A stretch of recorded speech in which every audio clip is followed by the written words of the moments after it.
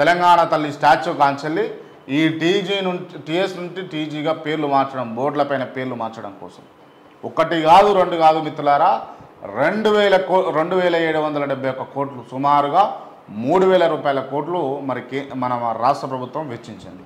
అదే డబ్బును కల్లాలలో ఒడ్లు ఎండబోసుకొని ఒడ్లు వానకు నానిపోయినటువంటి రైతులు అన్నారు, కాళ్ళు పట్టుకున్నారు, ఏడ్చిండ్రు, బాంచని అన్నారు. గన్ని అన్న వీళ్ళ గుండెగానే అదే ఇక టీజీ నుంచి వెళ్ళి టీఎస్ నుంచి వెళ్ళి టీజీని మార్చడానికి మాత్రం ఎన్ని కోట్లు ఎంత అప్పైనా తీసుకొస్తారు. అసలు వాస్తవానికి ఒక నిర్ణయం తీసుకోవాలనుకున్నప్పుడు క్యాబినెట్ కూర్చోవాలి. క్యాబినెట్ కూర్చున్న తర్వాత క్యాబినెట్ లో నిర్ణయాలు జరగాలి. సరే టీఎస్ నుండి టీజీగా చేస్తున్నందుకు కారణాలేంది, అసలు ఎందుకు చేద్దాం అనుకుంటున్నాం, ఎందుకు దీనివల్ల ఉపయోగం ఉన్నదా లేదా అన్నది అక్కడ ఉన్నటువంటి అధికారులు చెప్పాలి, అక్కడ ఉన్నటువంటి మంత్రులు చెప్పాలి, అక్కడ మంత్రివర్గంలో ఉన్నటువంటి మెంబర్లు అందరూ మాట్లాడాలి. అదేం లేదు టీఎస్ నుంచి టీజీ చేద్దాం అనంటే సరే రైట్ చేయండి, మేము కూడా సంబంధమే. ఇంకా కూడా అంటే జనాలకు దీనివల్ల వస్తలేదు ఈ మాట అనడం తప్పే. కాకపోతే జనాలందరికీ తెలుసు చాలా క్లియర్గా ఈ పదం యొక్క విలువ తెలుసు. ఎవడబ్బా సొమ్ము అనే ఒక పదం ఉంటుంది కదా, అది ఇప్పుడైనా మీరు ఆలోచించాలి. ఆ డబ్బులు మనవి, మనం కట్టిన పనులు, ప్రతి పని మీద ప్రతి పదార్థం మీద కొన్న వస్తు కాంచెలు, ఉప్పు కాంచెలు, పప్పు కాంచెలు మనం పన్నులు కడితే ఆ 2,000 కోట్లు జమ అయినాయి. అట్లాంటి 2,000 కోట్లు ఎన్నో జమ అయినాయి. ఉట్టిగా తీసుకుపోయి నువ్వు పేరు మార్పిడి మీదనో లోగో మార్పిడి మీదనో పెట్టేస్తే మరి ఇప్పుడు ఆ కష్టపడి ఒడ్లు బండించి అన్నదాతల పరిస్థితి ఏం కావాలి, ఆటో డ్రైవర్ల పరిస్థితి. ఆటో డ్రైవర్లకు ఎంత 5,000 ఏమో నెలకి ఇస్తా అంటే వాళ్ళకి ఇయ్యపోయిన వాళ్ళకే చెల్లి ఇవాళ ఎంతో మంచి ఆదరణ ఉంటుండే. కక్ష సాధింపు చర్యలకే ఎక్కువ మొగ్గు చూపుతారా తప్ప సమస్యల దిక్కు మొగ్గు చూపట్లేదు. అంటే వీళ్ళు ప్రమాణ స్వీకారం చేసేటప్పుడు కూడా ఏం చేస్తారంటే రాగద్వేషాలకు అతీతంగా అని చెప్పేసి అంటారు వీళ్ళు. రాగద్వేషాలకు అతీతంగా అంటే మాకు కోపం కానీ కుళ్ళు కానీ కుతంత్రం లేకుండా గత ప్రభుత్వం పైన కావచ్చు, ఇప్పుడు ఉన్నటువంటి ప్రజలపైన కావచ్చు, ఎటువంటి రాగద్వేషాలు లేకుండా మేము పరిపాలన కొనసాగిస్తామని చెప్పేసి వీళ్ళు ప్రమాణ స్వీకారం ఇట్లా పెట్టి రాగద్వేషాలకు ఎటువంటి పోకుండా చేస్తాం అని బయటకు చేయాల్సిందే వీళ్ళు లోపల. అంటే లోపల అనుకుంటారు ఇక ఇదంతా వట్టి ఉట్లే ఏం లేదు.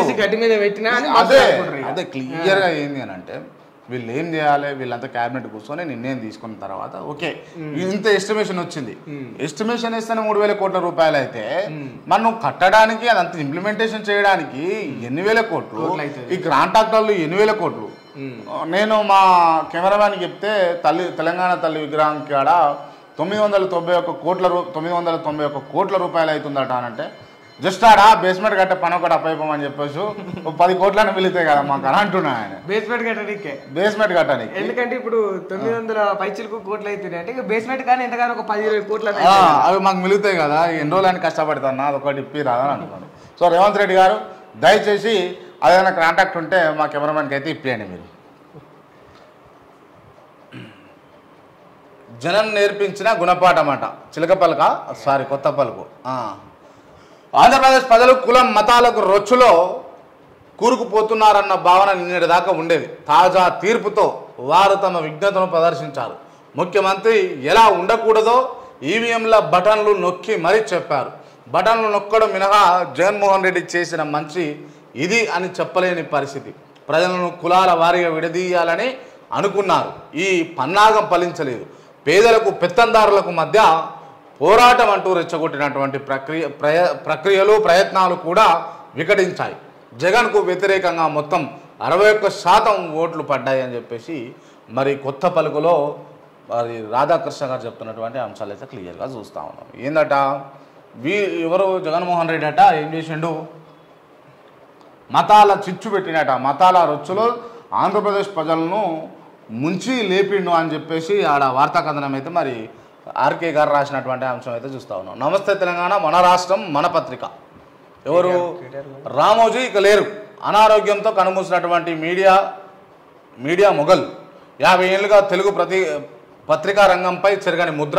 విభిన్న రంగాలు వ్యాపారాల్లో శిఖరాగ్రానికి పలువురు రాజకీయ సినీ రంగ ప్రముఖుల దిగ్భ్రాంతి. ఫిలిం సిటీలో పార్థివ దేహం వద్ద పలువురి నివాళులు. నేడు అధికారిక లాంఛనాలతో అంత్యక్రియలు అని చెప్పేసి ఇక్కడ వార్తా కథనం అయితే చూస్తూ ఉన్నాం. కేసీఆర్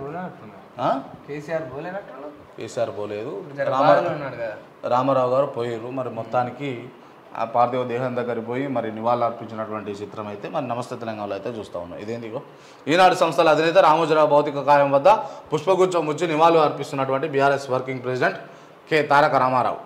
సో ఈ నిన్న చనిపోయినటువంటి అంశాలు ఇవన్నీ కూడా.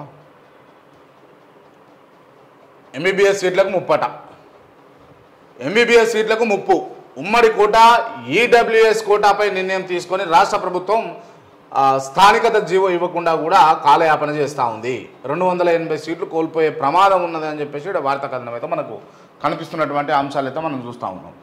సో మొత్తానికి ఏం జరుగుతుంది, ఇప్పటికే నీట్ ఫలితాలు విడుదల, వారంలో ర్యాంకులు వచ్చే ఛాన్స్, ఉమ్మడి కోటాకు జూన్ 2తో చెల్లు,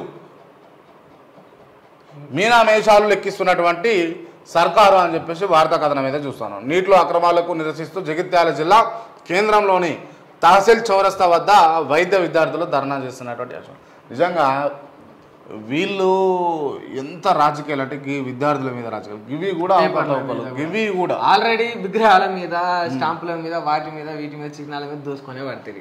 గత ప్రభుత్వం కావచ్చు వీళ్ళు కావచ్చు ఎవరైనా కూడా అప్పుడు పేపర్ లీకులు, ఇప్పుడు నీట్ కాడలు. మళ్ళీ ఈ నీట్ కూడా 10 రోజుల ముందుగానే రిలీజ్ చేసిరట. నీట్ ఫలితాలు అనుకున్న డేట్ కంటే 10 రోజుల ముందు చేయాల్సినటువంటి రుచులో కలిపేసారు గుంపులో. అంటే ప్రతి దాన్ని కల్తీ చేస్తా ఉన్నారు. ప్రతి దాన్ని కూడా మీరు గమనిస్తే కనుక మిత్రులారా, మీరు రాజకీయ నాయకులు లేని రంగం అనేదే లేదు. ఇక సినిమా ఫీల్డ్ లో రాజకీయ నాయకులు ఎంట్రీ అవుతా ఉన్నారు, సినిమా ఫీల్డ్ నుంచి రాజకీయాల్లోకి ఎంట్రీ అవుతా ఉన్నారు, ఈ పరీక్షలలో ఇన్వాల్వ్ అవుతా ఉన్నారు, గవర్నమెంట్ ఉద్యోగాలలో ఇన్వాల్వ్ అవుతా ఉన్నారు, గవర్నమెంట్ ఉద్యోగులను ఎట్లా హింస పెట్టాలి, ఎట్లా బాధ పెట్టాలని ఎంతమంది అంటే ఇప్పుడు రాష్ట్ర ప్రభుత్వంలో ఉన్నటువంటి పోలీసులు కావచ్చు, కేంద్ర ప్రభుత్వంలో ఉన్నటువంటి పోలీసులు కావచ్చు, అంటే వాళ్ళు పనిచేస్తున్న పోలీసులు చాలా ఇబ్బందులు పడతా ఉంటారు. రాష్ట్ర ప్రభుత్వం కేంద్ర ప్రభుత్వం తీసుకున్నటువంటి నిర్ణయాల వల్ల పోలీసు మిత్రులు నువ్వు ఇటు కంటే అటు కొట్టాలి, వాడిని సస్పెండ్ చేయాలంటే చేయాలి అధికారి, ఎవరికైనా ఊడిగా చేయమంటే కూడా చేయాలి.